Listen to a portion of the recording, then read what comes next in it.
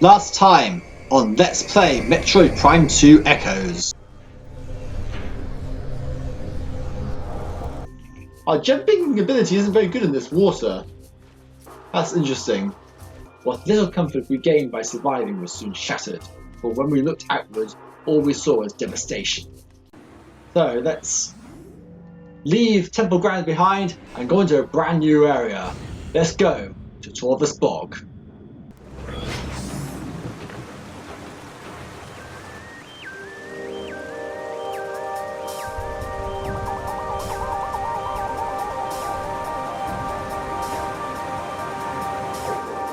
Here it is. We have dinosaurs in this game now.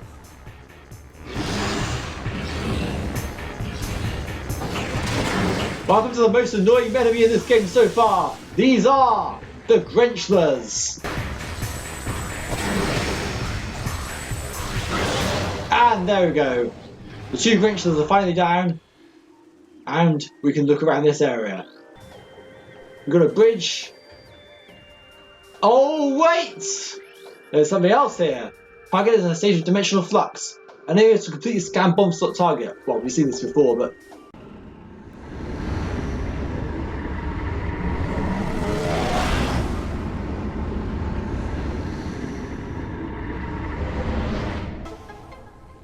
So we're going to turn the bridge round. And that will do the same in the light worlds. There's a problem though. We need to take a longer route back to get in through the portal that we came through, so... Oh no! These are the most annoying enemies in the entire game! The Dark Pirate Commandos. These guys suck! And sometimes you even need to defeat these enemies in order to leave rooms. The last serious shot, we have to kill these guys. Oh, come on! We're just about to enter Torvus Temple. We've opened the way forward.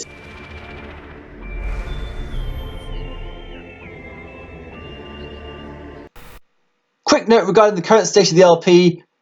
I just realised this can no longer be a 100% true 100% playthrough because, unfortunately, we have missed a rather crucial one-timeless only scan. It was back in Dark Aegon Waste where we go after the third Dark Temple key. Unfortunately, you may have noticed during the fights that I hit something that was red but out of scanning range. That was a one-time only scan, we can never get that back again. Unfortunately, when I was recording the LP, I did not realise this until about part 18, so that is when you will notice. For completionist's sake, I will read the missing logbook entry to you. It's the Ing web trap. Semi-sentient living snares.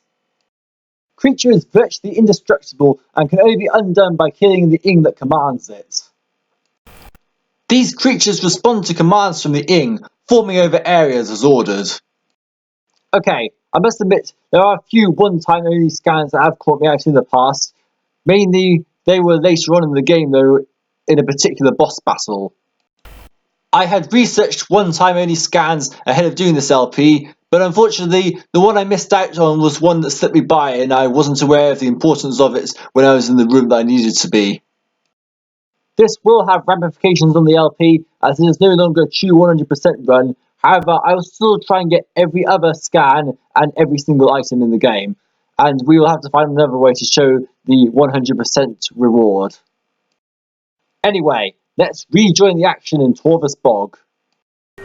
Hello, and welcome back to Let's Play Metroid Prime 2 Echoes. In this episode, we're going to be going into Torvus Temple.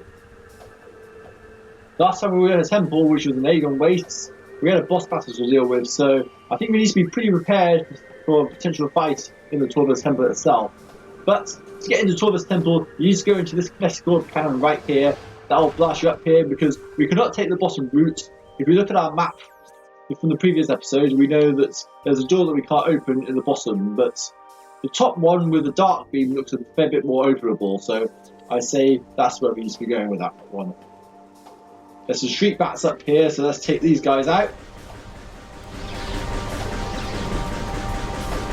Avoid getting dive bombs on the bridge, but there's still a few of them here. Not quite as smooth as I wanted. We've got some more Bendesium here. We can probably presume that there'll be a shortcut once we can open that part. So, let's get to the temple. And while we're going through the temple, however, I do want to pay attention to the fact that we've got 3 different things here. We scan this part here.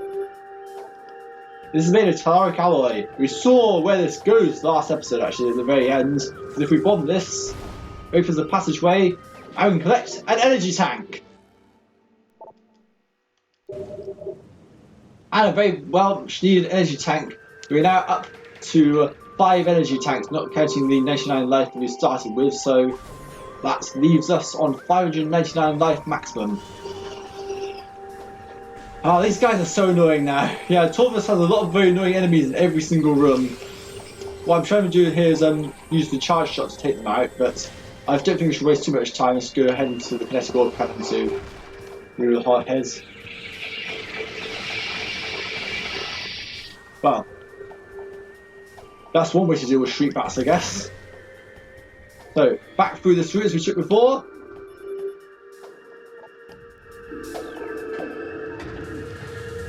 And we're about to enter Torvus Temple. What lies ahead in Torvus Temple? Let's find out. Oh no! There are space pirates here! Looks like we've got a mass fight against a bunch of space pirates to deal with. I have some flying pirates. Space pirates.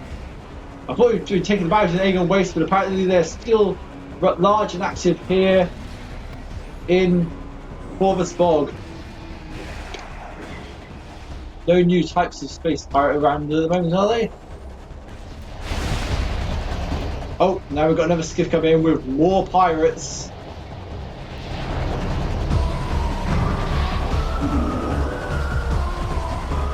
Again, all stuff we've seen before. I'm using the dark beam to take these guys out because obviously they are weak to the dark beam. And the space pirate's nailing me in the back here. And that opens the way forward. And what is that?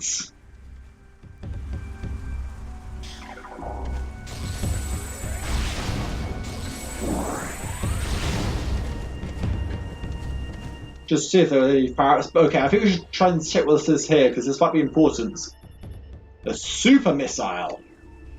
By the time we had a new upgrade.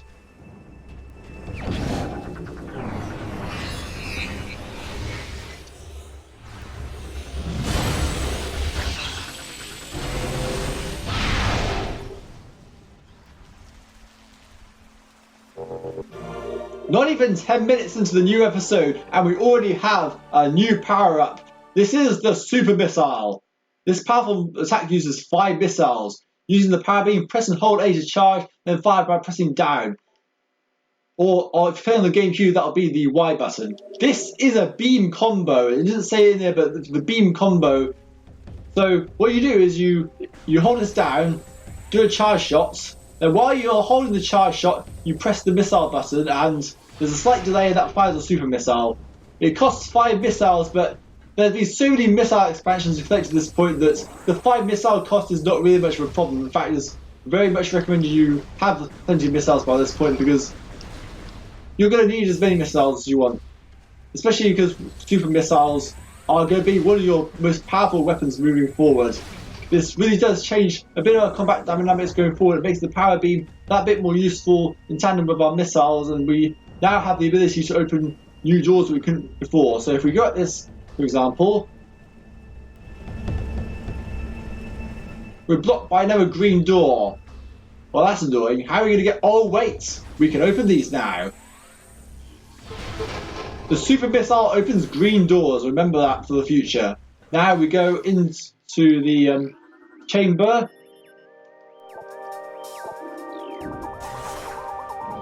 And this will allow us to access the energy controller for Torvus Temple.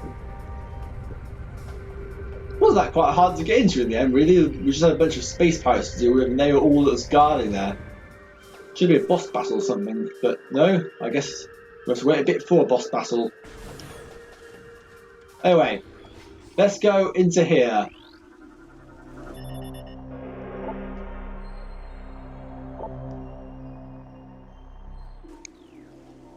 Scanning this will activate the Luminoff holographic projector.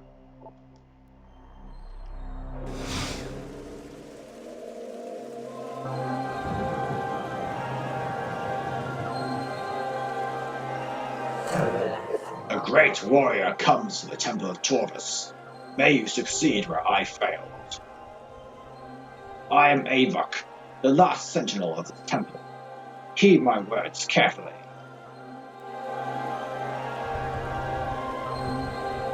As you can see, this temple has been crippled by the ravages of war. While the main chamber has been mostly preserved, the remainder of the temple has been flooded. You must use your abilities to venture into these flooded areas and find the keys you need to enter the Dark Temple.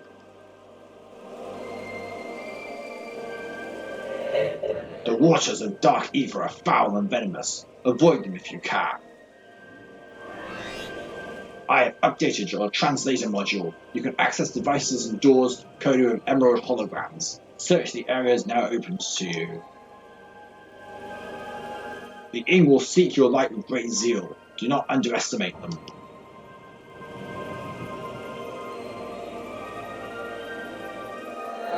The time for talk is over. Good hunting, and may the light of ether guide your aim.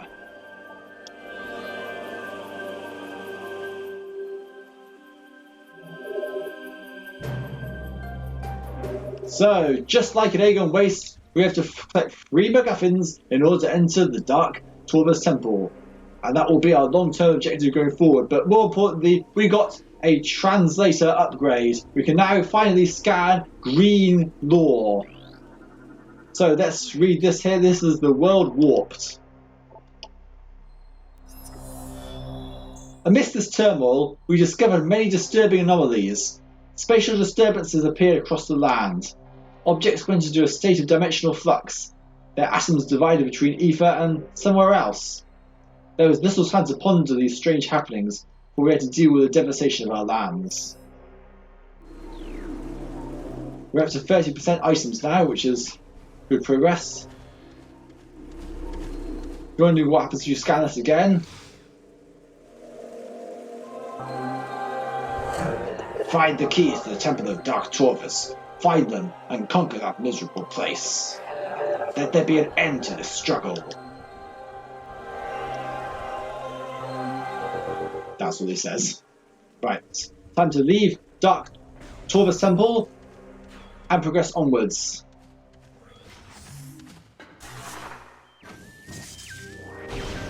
We hit this part here and return to the main area of the Torvus Temple.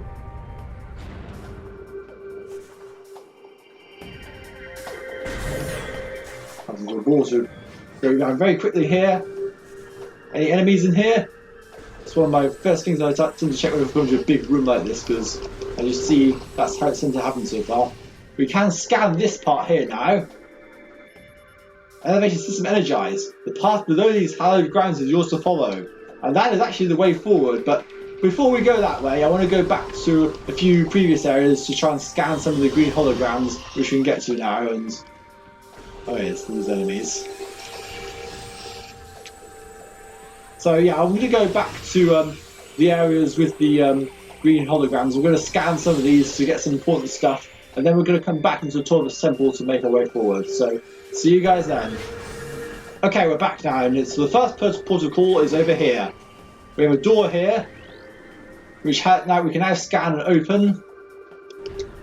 And this, take 3 guesses what's behind this door, especially given what we've seen in Aegon Wastes. If you guess the map station, you are absolutely right.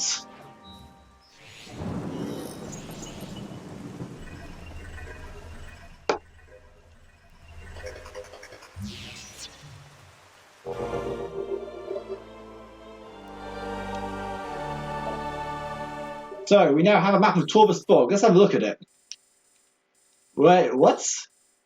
That's curious. This area's got something strange down there. That seems to be an offshoot of something like that. We've also got something like this over here. As far as Torvus Bog goes, we have a area of explorable parts over this way. So there's a very big area over here. There's the path up this way, and then over to here. But if we go into 3D mode, yeah, there's something all the way down there, isn't there? Yeah, we're looking at some entirely different section here. There's this huge circular area well below Torvus Bog. So this map is kind of interesting, shows how big the area actually is. Well, we thought it would probably be quite big, but maybe not in this type of fashion, would it? And there's one more area I want to go to before we go back to the temple.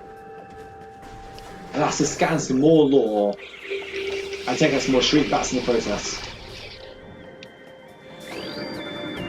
This is Dark Ether, Luminous Lore translated. In time, we created machines to open rifts to our enemy's world. Volunteer scouts went through the rifts and found a twisted world, harsh and poisonous. A dark ether. They discovered that this world held the missing half of our planet's energy. They also saw the true face of the enemy, a race we came to call Ing, meaning terror. Our scouts could not survive long on the surface of dark ether, so venomous was its air. Still, we vowed to return. We prepared for war. I think there's probably some more somewhere, but I think we'll be coming back anyway. Oh, for goodness sake, there's a Grenchler in here now! Go away! Nobody wants you. Oh, well, might as well show you this. Super missiles are one of the best tools you have to deal with Grenchlers because they instantly take off the back of their shell when you hit them. If I can do that. As you can see, the Grenchlers are immediately exposed. If you use another super missile, then that should instantly kill them. So, if you... Now you have the super missiles, Grenchlers are a much more handleable enemy. It's just that first encounter where they're slightly more bothersome. So, now that we're in here, we can actually go through this under route. And that will allow us to pass this way. And since we have the super missiles, we can get through this green door. Let's see what's through this route.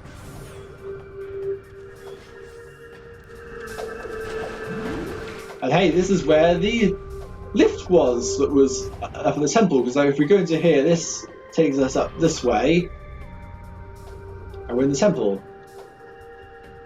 So just move away a bit. So go. I don't want to deal with you guys. Down here now.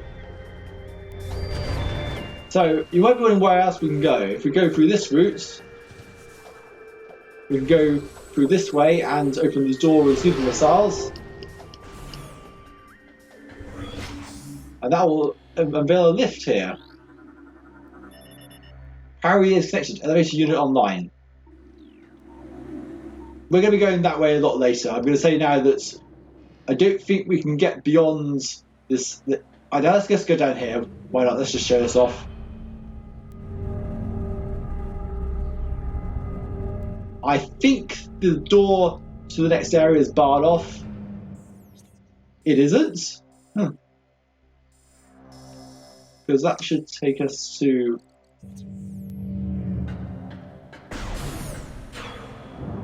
No, I'm going to save that part for later. That's a route we need to take much later in the game, and one that I feel deserves its own spotlights when it gets to the part where we actually need to be there.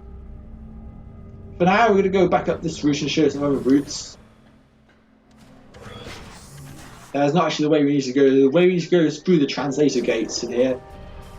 So, actually I'm going to show this route here. You can go into more forward, but there's a purple door so we can't get through yet. So, but we're gradually opening up the different types of doors we can go through because we've now got the super missiles to go through the green doors. Now, I want to talk, while we're going to the next area, I want to bring up some topics of discussion. I want to talk to some of the facts of dual analog controls. In the first episode, I said that I actually quite like the GameCube controls. There's a very specific reason for this. I absolutely cannot deal with dual analog controls whatsoever. I find them very, very cumbersome, and I'm very surprised at how they become so FPS standard these days. It feels like the analog stick is not very accurate for quick and firing aiming.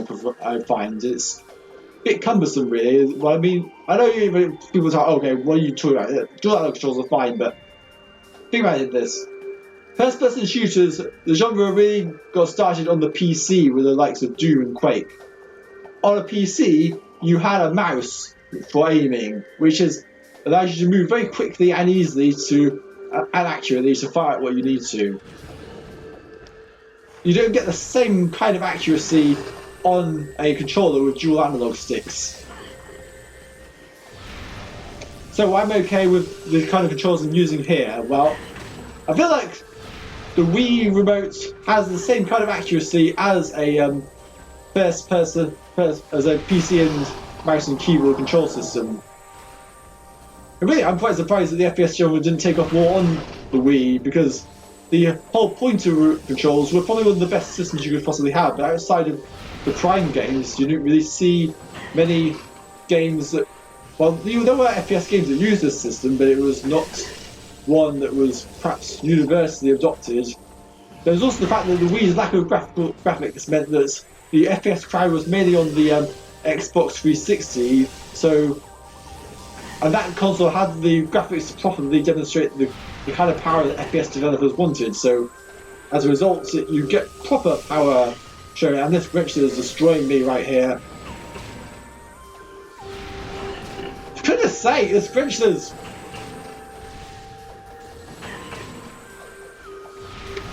Come on! Sorry, I'm sorry to break the conversation. Trying to fight this Grinchler while talking about FPS controllers has proven to be too problematic. I'm actually going to get a game over from this.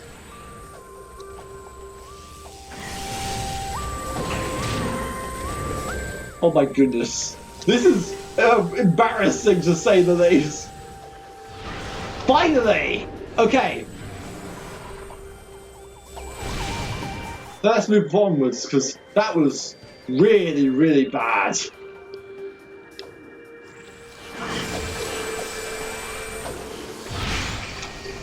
Destroy some of these guys. But yeah, so I suppose this was one of the only games that really... This was kind of unique in how...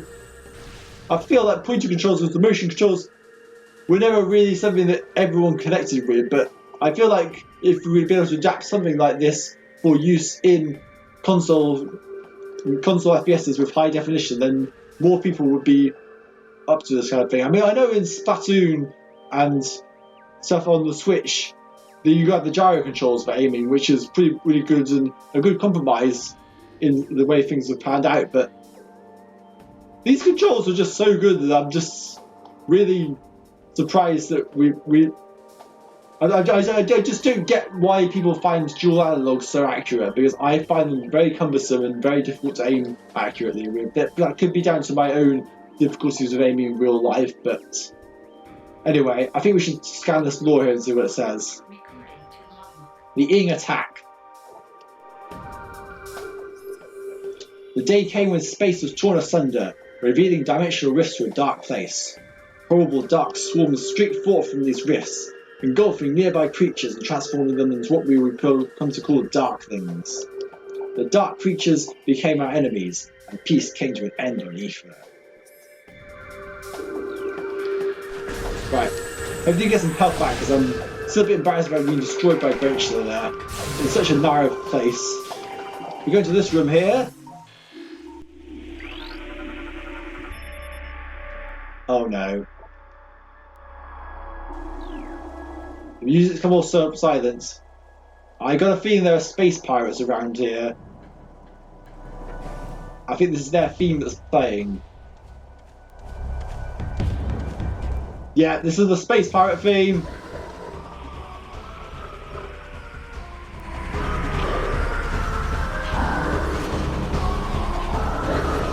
This looks like a new type of pirate to me. Oh no. These are pirate commandos. Elite space pirate shock trooper, well armed and armoured, dangerous at any range. Limited use shield repels most attacks. Dedicated to hunting the hunter, space pirate commando units have been equipped with the latest weapons. including a variable pulse cannon, e-grenade launcher, and energy scythe. Powerful thrusters carry up high speed over any terrain.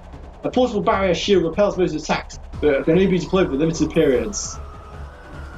I think instead we probably need to use our super missiles on these guys. We've got new weapons, might as well use it on something, but we're so low on health we could die any time. I'm really worried about this. Wait for their shields to drop. That might be the best time to take them out because it's... Oh, we're out of missiles. That's a problem. Health! Health! Health! Let's get the dark beam out, that might help. Something you can do with the dark beam. Okay, finally we can move on to the next room.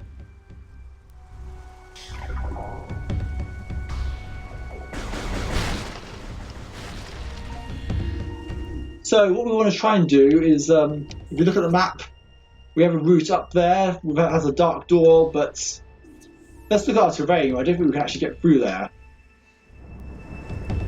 Okay, well, I say about how good these Wii controls are, but if you're not using the pointer, it can be somewhat cumbersome, so maybe that's why they weren't fully adopted. Anyway, we need to get our health back because this is really bad. Let's try to show some of these phasing traits, and the off chance they have health in them. No, that's all. Guess apparently some health here. Go through this door. There's a portal to the dark worlds. Along with what seems to be an endless abyss. Did I see something there? How on earth would we get over there, I wonder? Let's not die about that too much. Let's go to the dark world.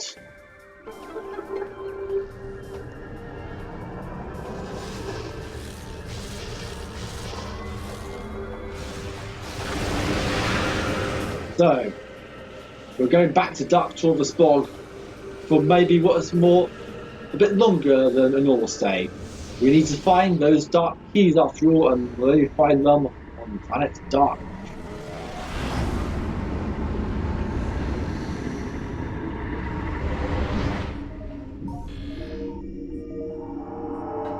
Since we took a fair bit of a beating in the last episode, I'm going to wait for my health to recharge, and I'll see you when my health is fully recharged and we can go on to explore Dark Ether.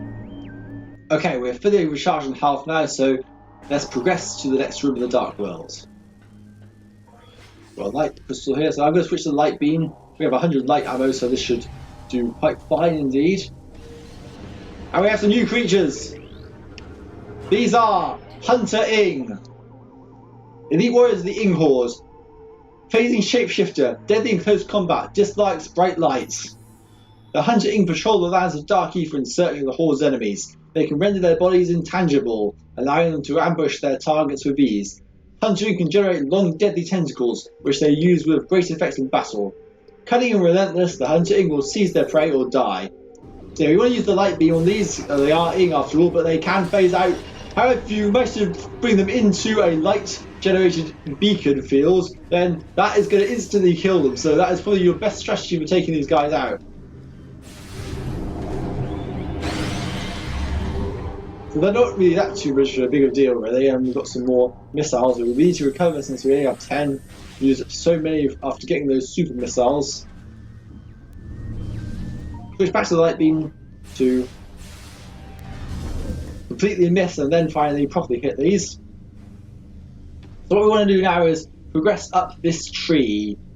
You see right there that the route we need to go is through that door up there, and that's going to link all the way back to this room, which is the only other room in the Dark World we've been to so far. Get my pointer to... Oh, for goodness sake. Right. I want to spoil your pointers. Another thing I want to talk about regarding the controls in first-person shooters is when I first started introduced to the genre, it was obviously during... It was about the same time I got into Metroid, really. I got into Metroid because other people my age were sort of getting into first-person shooters. It was sort of that kind of thing that would happen for gamers where they hit their teenage years. Many would stop caring about kiddie games and start caring about the more adult GTAs, shooty, bang, bang games. And paraphrasing a bit here, but so around that same time, I got a demo on the DS for Metroid Prime Hunter's First Hunt, which, if anyone remembers that, it was a very short demo. It was the first time I was exposed to anything Metroid related. And in that demo, I was sort of introduced to the controls that was pretty unique. So my first experience kind of there was really with the sort of controls that you'd find on the DS. Those type of controls in general were the type of controls that I became familiarised with. I kind of like the accuracy involved. I did eventually get the full game Metroid Prime Hunters, and this game followed soon afterwards. So different kinds of control systems for these games, because I also played Time Splitters 2 at the same time. And while that was a really enjoyable game, I eventually came to the realisation that I actually suck at aiming, and I do not feel like dual analog controls work as well as the type of controls you get on the DS or the Wii. And now I know everyone nowadays does not like the controls for Metroid Prime Hunters because they were considered a bit too cumbersome, they were saying arthritis inducing, but I didn't really find them that hard. I was able to play through the entirety of Metroid Prime Hunters and get to the end, although I did not see the true final ending, and I ended up actually losing the game, which is a bit annoying, but yeah, that's all they have to say on that. But that's sort of my story as to why I really don't like dual analog controls. Anyway, I'm getting off top of this save station here. Anyone who's played this game before knows exactly why I may be a bit anxious when talking and commentating on this episode. We are coming up on a boss battle, but not just any boss battle. We're coming up on one of the most infamous boss battles in the entire gaming history. I said this game was sort of like the Dark Souls and Metroid games. This next boss is where things start to get really challenging. And because of that, I think it deserves its own episode. So, next time on Let's Play Metroid Prime 2 Echoes, we are taking on one of the most infamous bosses in all of gaming history. See you in the next episode.